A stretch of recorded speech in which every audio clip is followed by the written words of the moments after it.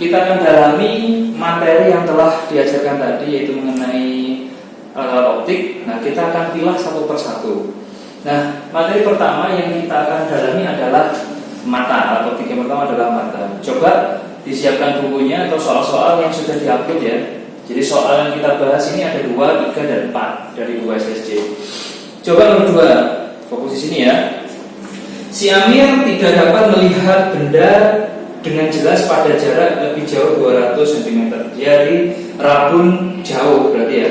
Jadi kalau lebih dari 200 cm dia akan buram gitu. Agar dapat melihat mata normal, maka yang harus dilakukan pakai kacamata dengan kekuatan lensa berapa gitu ya. Nah, otomatis di sini dengan konsep yang tadi, karena dia langsung pakai kekuatan lensa, maka P kekuatan lensa itu sama dengan 100 dibagi cm nanti ya. Ini jarak yang diinginkan, jarak idealnya berapa, dikurangi 100 dibagi jarak yang cacat. Nah, gini aja untuk bisa melihat apakah dia pakai lensanya lensa apa, positif atau negatif. Nah, jadi kita tidak menggunakan cara cepat langsung ya. Jadi di sini langsung kalau rabun jauh, pengennya kan melihat jauh. Melihat jauh itu berarti sampai tidak terhingga gitu loh. Berarti 100 idealnya sampai terhingga, berarti melihat apapun tidak buram. Terus dikurangi dengan 100, kenyataannya dia hanya mampu melihat 200 cm saja. Sehingga 100 tak hingga kan 0. 0 dikurangi coret setengah ya. Jadi dia harus pakai kacamata negatif 0,5 dioptri. Otomatis sudah tahu bahwa dia harus pakai lensa cekung. Jadi jawaban di situ adalah A. Mudah sekali ya. Selanjutnya kita akan lanjutkan ke nomor berikutnya, nomor 3. Coba nomor 3 di situ.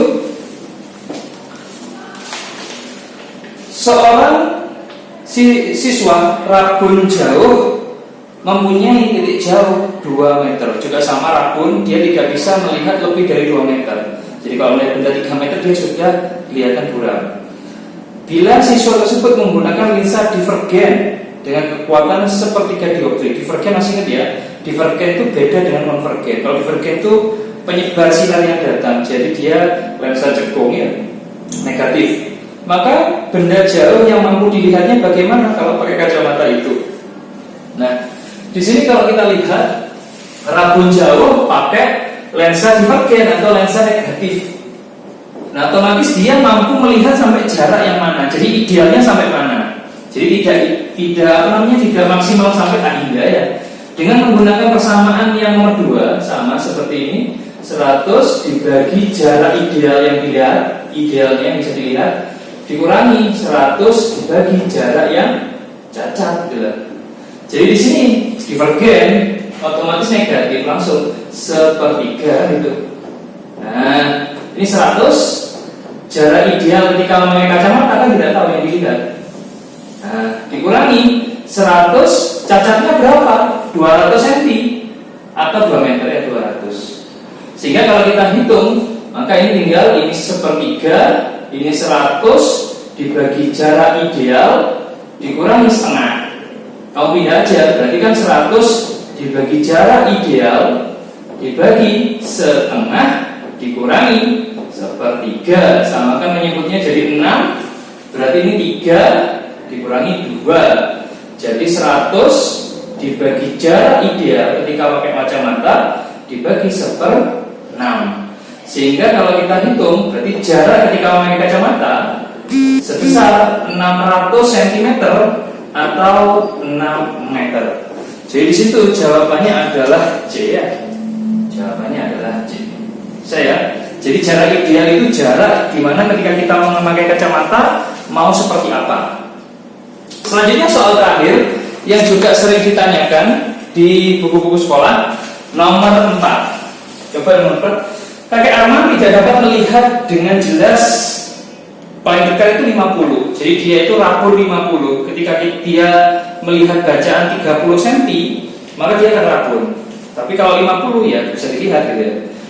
Dan dia juga tidak bisa melihat jarak jauh sebesar 500 cm. Oh, sudah tua sekali ya. Jadi dekatnya 50, jauhnya 200. Oh ini 500, maaf, ini 500 ya. Cara melihat ini 500. Nah, agar dapat melihat normal, maka dia harus memakai kacamata bifokal dengan lensa masing-masing seperti apa. Nah, untuk materi yang tadi itu kan sudah dituliskan ya. Jadi solusinya ketika kita ini solusi untuk mata tua. Nah, mata tua, maka dia harus menggunakan lensa rangkap. Nah, lensa rangkapnya kemarin tadi saya tulis gambarnya saja ya, seperti ini ya. Kalau kita lihat seperti ini, nah, jangan mikir aneh-aneh ya. Nah, bagian yang atas, jadi ini untuk miopi. Nah, ini miopi atau rabun jauh. Nah, kalau yang bawah ini rabun dekat, hipermetropi ya. Hipermetro ya. Ini rabun dekat gitu. Nah, jelas yang bagian bawah itu untuk melihat, yang bagian atas untuk melihat jarak jauh. Sehingga dengan menggunakan cara yang lebih cepat lagi daripada soal sebelumnya, kita bisa mengambil kalau miopi itu langsung kekuatan lensanya sama dengan negatif 100 per jarak yang cacar. Kalau hipermetropi, karena pakai 100 langsung 4, bentuknya cm ya, 100 per jarak yang cacar, kan gitu. Tinggal dimasukkan saja. Nah, dimasukkan, nanti akan keluar jawabannya. Untuk yang bagian atas, jadi yang atas, yang ini berarti lensa atas, P atas sama dengan negatif 100, jarak jauhnya 500. Nah, berarti kan yang atas itu sama dengan negatif 0,2 dioptri. Kalau yang bawah langsung aja B misalkan ya. Jadi 4 dikurangi 100, jarak cacatnya dekat 50 kan itu. Jadi 4 dikurangi 100 sebagai 50 kan 2.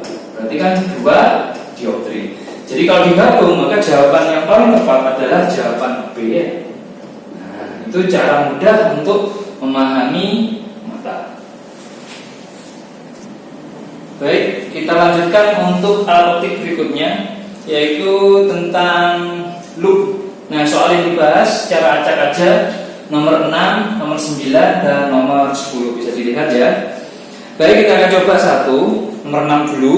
Seorang siswa mengamati kaki semut ya, kurang kerjaan, dengan menggunakan loop berjarak fokus 5. Oke. Terus jarak mata ke loop 2 cm.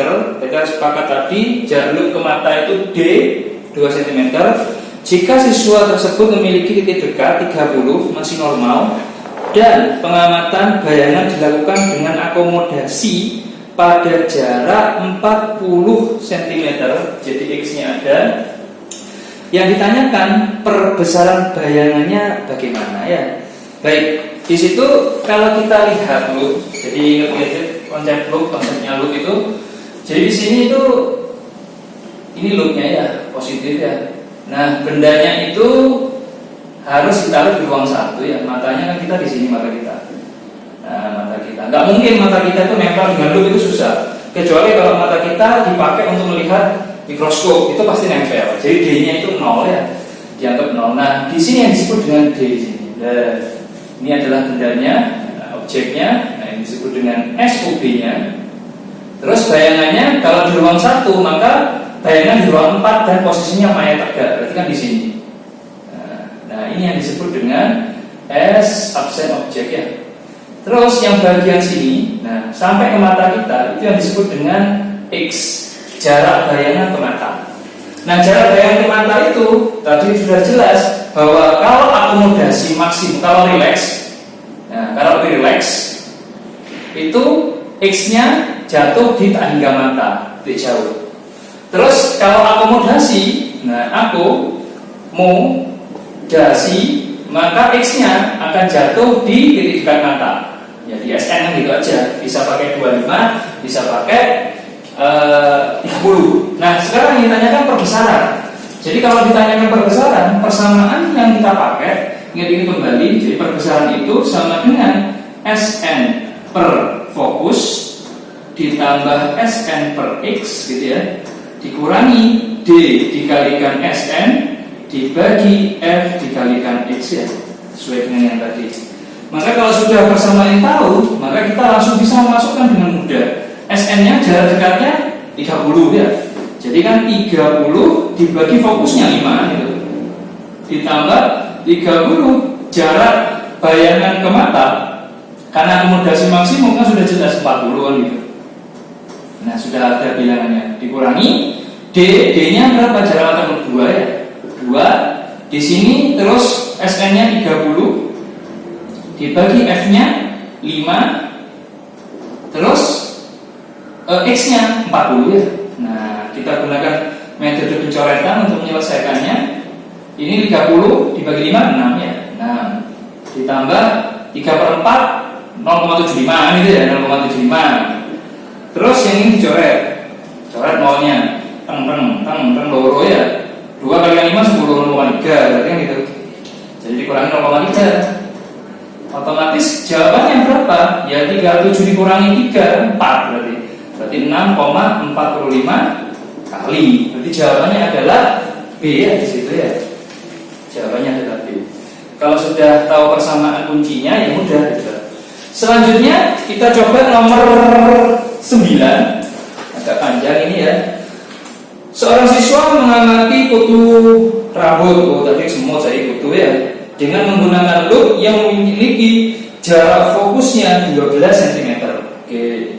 Terus jarak loop ke mata D-nya 2 cm. Oke. Terus siswa tersebut melihat bayangan dengan akomodasi pada jarak 38 cm. Maka yang tanyakan jarak kutu rambut ke loop berapa? Jadi jarak kutu rambut ke loop ya. Baik, kita akan gunakan. Nah, yang kita dapatkan kalau kita disuruh mencari SOB, jadi yang terbayang di dalam memori kita gunakan persamaan umumnya saja. Berarti kan 1/F sama dengan 1/S kan gitu ya, ditambah 1/S absen gitu ya. Tinggal objek kan gitu, ini objek ya. Nah, di sini fokusnya sudah ada, terus objeknya sudah. Yang ditanyakan absennya bagaimana? Oke. Nah, kalau kita lihat soal sebelumnya, seperti soal nomor 6. Nomor 6 itu kan kita sudah dapat bahwa X itu, jadi ingat saja. Jadi X itu atau jarak bayangan ke mata, jadi X itu sama dengan S absen ditambah D kan gitu. X-nya yang dilihat adalah 38 gitu lah, 38. S absennya ya sudah dapat, dia S absennya nggak tahu, oh ya nggak apa-apa, itu yang dipakai untuk yang ini ya. Ditambah D-nya adalah 2 ya. Jadi S absennya sama dengan, tinggal dipindah 38 dikurangi 2, 36 ya. Sehingga dengan mudah menggunakan 1/F tadi sama dengan 1/S ditambah 1/S absen. Tapi ingat, ini bayangannya adalah bayangan maya.